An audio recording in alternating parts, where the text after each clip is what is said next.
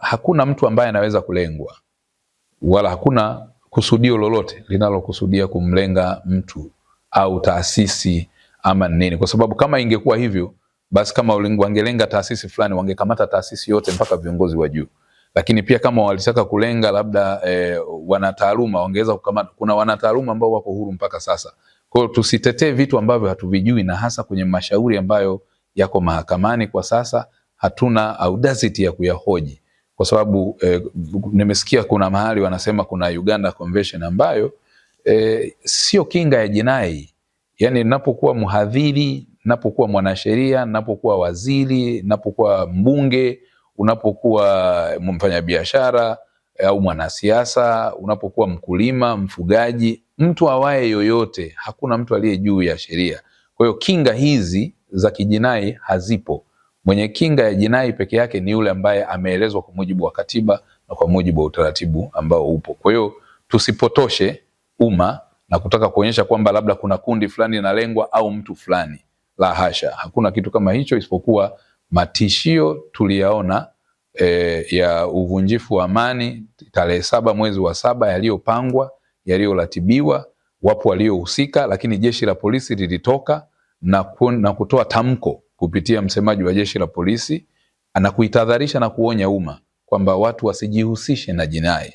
Lakini hatua ya pili, wakati pia kukaribia tarehe 7, jeshi la polisi lilitoa tamko jingine. Nadhani wametoa matamko na tahadhari na maonyo zaidi ya 4 kabla ya tarehe 7, na la mwisho limekuja kutolewa hivi jana, nadhani kama nakumbuka, ambalo nalo pia lilikuwa likitoa taarifa ya juu ya watu zaidi ya 130 waliokamatwa wakiwa na makosa mbalimbali.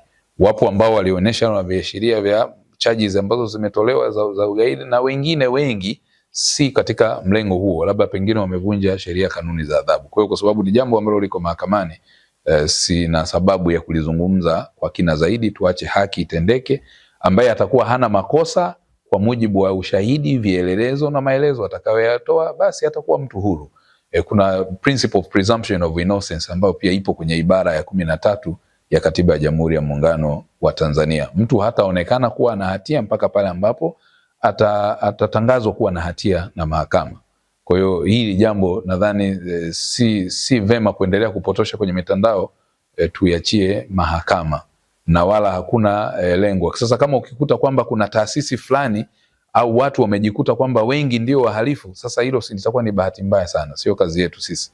Lakini waliokuwa wanatafutwa ni wahalifu ambao wametishia au wametenda au hawakutenda mambo ambayo yanapelekea kuvunja haki za wengine, kuharibu uchumi wa nchi, lakini pia kutishia shughuli za kijamii zisiendelee ama kufanya mambo mengine na mipango mingine ya kijinai. Lakini kama imetokea sasa kuna eneo moja la watu wengi zaidi wameonekana kuwa ndio walikuwa hilo, basi inawezekana kwa namna moja au nyingine ni sura ya kwamba kumbe lilikuwa limepangwa hili jambo na kuratibiwa nao.